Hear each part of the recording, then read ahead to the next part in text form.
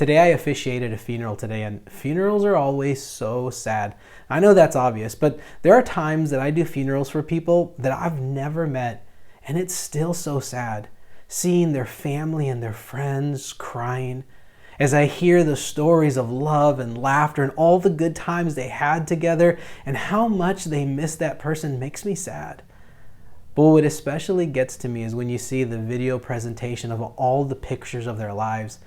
And they start off as little children. You see those baby pictures, and then as they grow up, you see them going away to college, you see them getting married and having kids, then getting older and having grandkids. And it always gets to me because I wonder, what will it be like for my family when I no longer am here? You know, today when I got to the cemetery, I parked my car and I made my way from my car to the gravesite, and it was already a rainy, cold day.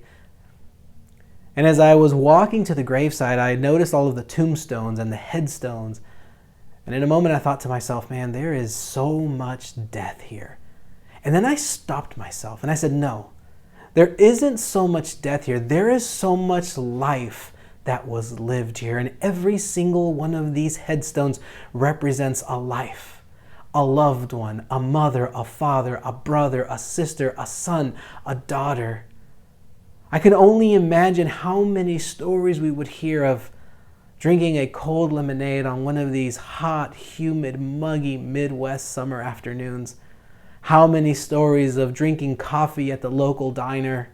How many stories of fun and joy and laughter, maybe of even going to a movie.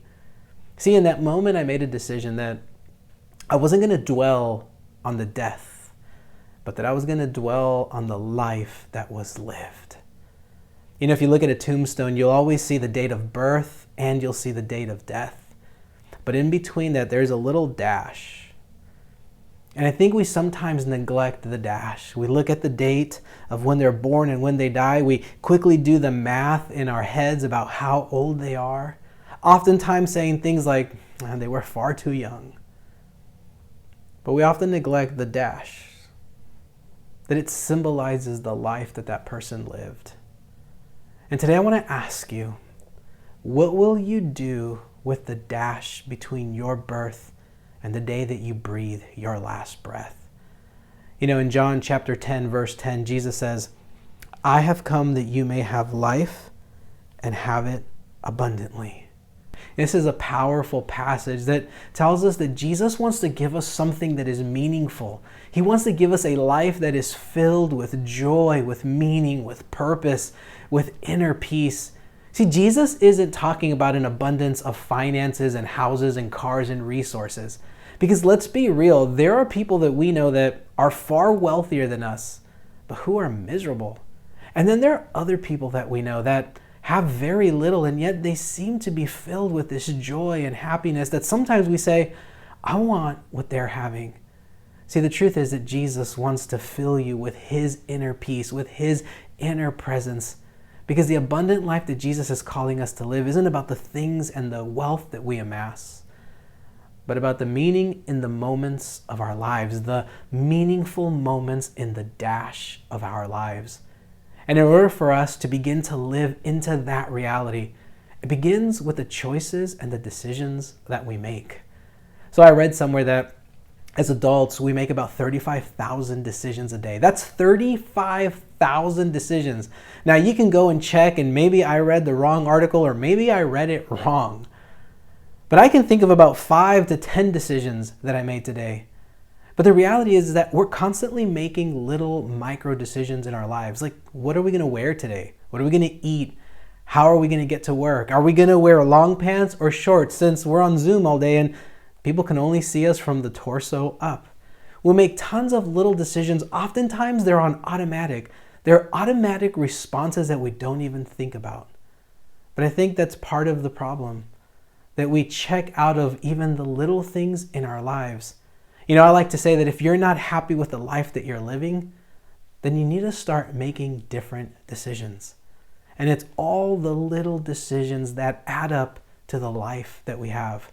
So if you were to leave San Francisco and you were going to walk to Denver in a straight line, it is said that if on that first day You were just about 6 inches off the path you had to take to get to Denver. That by the time you should have reached Denver, you would either be in New Mexico or in Wyoming. Because even the little bits of difference, the little decisions that we make can have a catastrophic difference in our lives. And those little decisions that you make can actually lead to the abundant life that Jesus is already promising. So Jesus has one more word. He says in Luke 16, verse 10, "Whoever is faithful in very little is faithful also in much. And whoever is dishonest in a very little is dishonest also in much." Jesus is encouraging us to be faithful in the little decisions, in the little things, in the little moments of our lives, because Jesus knows that even the little things, as they accumulate, create our life. Albert Einstein says that insanity is doing the same thing over and over, expecting different results. And Jesus is saying, make those little decisions count. Make those little decisions count so the dash of your life can be filled with the memories of love and joy and peace. So that when you get to that second number on your headstone, you won't live with any regrets. Jesus also says those who are unfaithful or dishonest in the little things will be dishonest in the big things. Every little decision, every little choice that you make today can lead you to the life that you desire, or can lead you into a moment in your life that you'll want to get out of, but you'll feel stuck. So as you go about your day, may you live into every moment knowing that every decision you make can lead you closer to the abundant life that Jesus has already promised you. God bless you.